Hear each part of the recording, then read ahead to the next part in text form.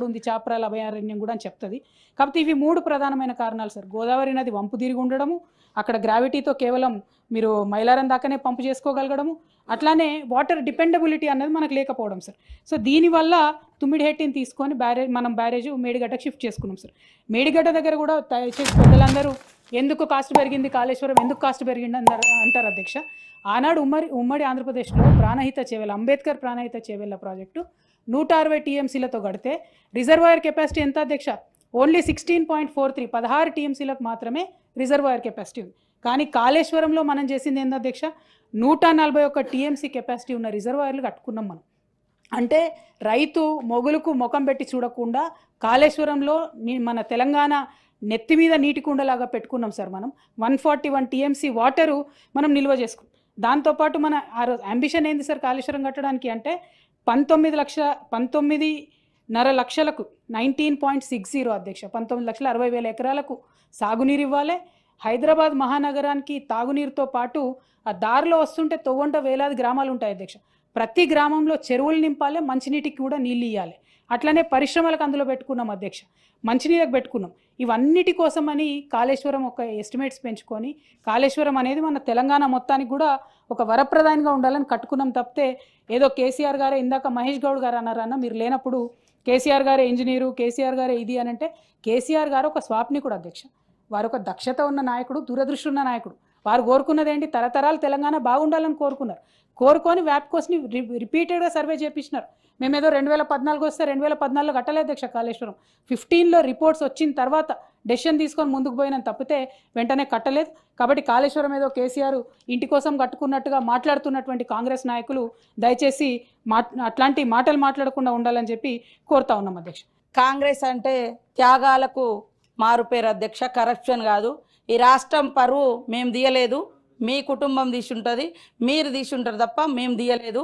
ఈ రాష్ట్రాన్ని అత్యున్నతంగా ఉంచాలనేదే మా ప్రభుత్వం యొక్క లక్ష్యము. ఇవాళ కాళేశ్వరం అంబిషన్ కరప్షన్ కావచ్చు, తరతరాలుగా వాళ్ళ కుటుంబాలకు పదవులు కావచ్చు, వాళ్ళ అధికారంలో ఉండాలనే ఉద్దేశం తప్ప మాకు అలాంటిది లేదు. అలాంటి ఏవైతే ఎలిగేషన్స్ పెట్టిరో అవి కవిత గారు వెనుకకు తీసుకోవాలని కోరుతా ఉన్నా సార్. మహిళల గురించి గొప్పగా చెప్తా ఉన్నారు.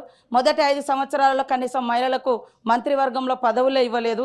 అభయాస్తం కష్టపడి మహిళలు 500 జమ చేసుకున్న 1800 కోట్లు కూడా మీ ప్రభుత్వం వచ్చినాక అవి మొత్తం వాడుకొని వాళ్ళను ఎగ్గొట్టినటువంటి పరిస్థితి. పావుల వడ్డీ కూడా మీరు ఇవ్వలేదు, ఎగ్గొట్టిపోయారు. ఈరోజు మేము చేస్తూ ఉంటే ఏం చేయడం లేదు, ఏం చేయలేదని మాట్లాడుతున్నారు. అదేవిధంగా ఇరిగేషన్కు తగ్గించారు అంటున్నారు. నీళ్లు మొత్తం మీరున్నప్పుడే కాలువలై పారుతున్నాయని అన్నారు. ఇంకా ఇరిగేషన్ ఎక్కడ మొత్తం మీరు కట్టినాం, మేము కాలువలలో నీళ్ళు ఇచ్చినాం, ఇప్పుడు కన్నీళ్ళు గారుస్తున్నారు అనడం ఎంతవరకు తప్పు, ఎంతవరకు కరెక్టు?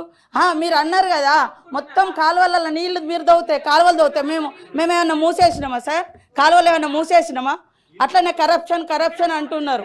కరప్షన్ మీ డిఎన్ఏలో ఉంది, మీ పార్టీలో ఉంది. మీరు ఇష్టానుసారంగా ఎస్టిమేషన్స్ పెంచి మీరు దోసుకొని తిన్నారు, మేము కాదు.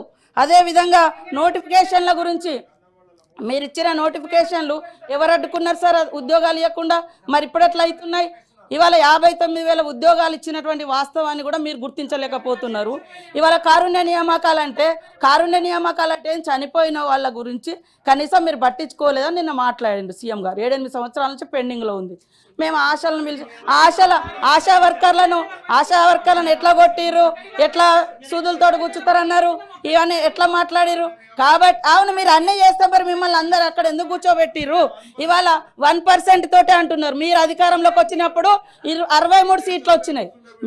మీరు అధికారంలోకి వచ్చేటప్పుడు 63 సీట్లతో వచ్చిర్రు. ఇప్పుడు మేము 65 సీట్లతో ఉన్నాం.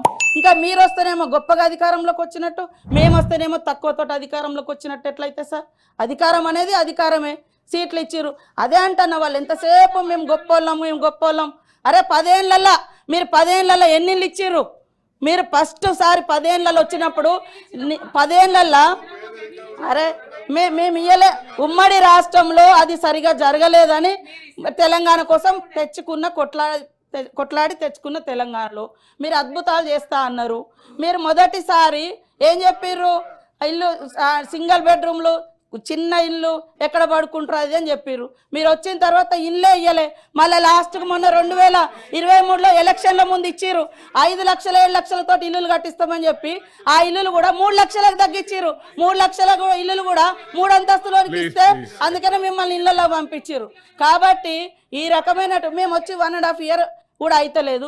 పదే పదే ఏమైంది ఏమైంది ఏమైంది. మేము ఫ్రీ బస్ ఇస్తే మీరు ఓర్వలేరు అవుతుంది, మేము ఇల్లు ఇస్తే ఓర్వలేరు అవుతుంది, మేము ఉద్యోగాలు ఇస్తే ఓర్వలేరు అవుతుంది. పదే పదే పదే పదే ఈ రకమైనటువంటిది. ఇవాళ మరి మీరు ఒక పథకం పెట్టిరు, అన్ని మీరు ఇచ్చిన పథకాలను మేము ఇవాళ రాజీవ్ యువ వికాసం పెడితే ఎందుకు అంత మీకు అక్కసు? ఇవాళ బడ్జెట్ లో అదే ఇంటికో ఉద్యోగం అని చెప్పారు.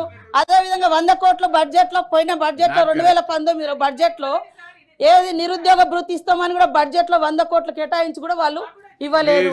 ఇట్లాంటి ఎన్నో ఉన్నాయి. కాబట్టి కరప్షన్ లేదా రాష్ట్రం పరువు మేము తీయలే, వాళ్ళ పార్టీ వాళ్ళు తీసిరు. అందుకని ప్రజలు అర్థం చేసుకున్నారు, ఆ రకంగా చేసిరు. కాబట్టి ఇలాంటి తప్పుడు ప్రచారం తప్పుడు మాటలతోటి సంకల్ గుద్దుకోవడం మంచిది కాదని చెప్తున్నా. ఉన్న వాస్తవాలు మాట్లాడి అప్పులు కూడా FRBM ప్రకారం 4.5 లక్షలు పైగా తెచ్చిర్రు. మిగతా కార్పొరేషన్ లోన్స్ ఉన్నాయని మేము స్పష్టంగా చెప్తున్నాం. కార్పొరేషన్ లోన్స్ కూడా తెచ్చిర్రు, అవన్నీ కూడా బయట పెడతాం. అప్పుడు మీరు ఒప్పుకోండి. మరి మీ హయాంలో 7 లక్షల కోట్ల అప్పు అయిందా కాలేదో మేము చూపిస్తాం.